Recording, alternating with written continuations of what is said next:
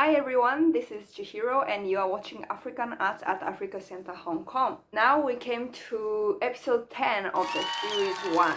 Sorry for keeping you guys waiting for almost 3 months, but now I'm finally back. And today we are going to talk about Sega from Mauritius. Sega is one of the major music genres in Mauritius. Actually, we haven't talked a lot about music in this series, but music is a big part of African arts. So let's get into it. First, I would like you to listen to the Sega. Here we go. Grand matin, me lever, me li pied, dadi sa. Grand matin, me lever, me li pied, dadi sa. Dans la mer mo pekete, loco bateau li bagaye. Dans la mer mo pekete, loco bateau li bagaye. Kayambo, kayambo, mare la pe monter. Kayambo, kayambo, mare la pe monter. Kayambo, kayambo, mare la pe monter.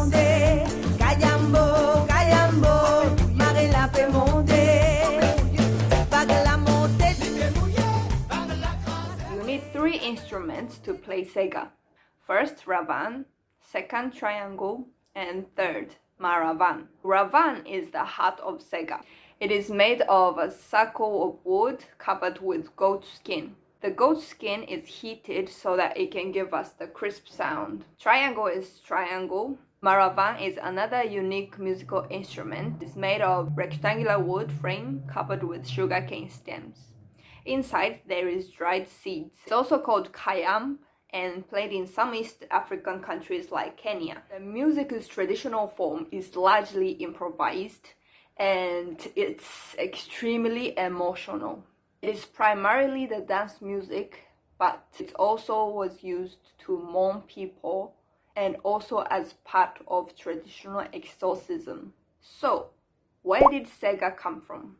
It has origins in the music of the slaves. Mauritius was colonized by 3 European countries, the Dutch, French, and the British. They brought thousands of slaves, mostly from East African coast and Madagascar, and forced them to work for the tobacco or sugarcane plantation. The life as a slave was hard, so to escape from the cruel treatment from the slave masters, some people went up into a mountain called Mourn Mountain, and this is where Sega was born. Sega expressed the suffering of oppressed, initially enslaved people. What the slaves were expressing through the music was a lot of pain. It was also a calling or recall from their home.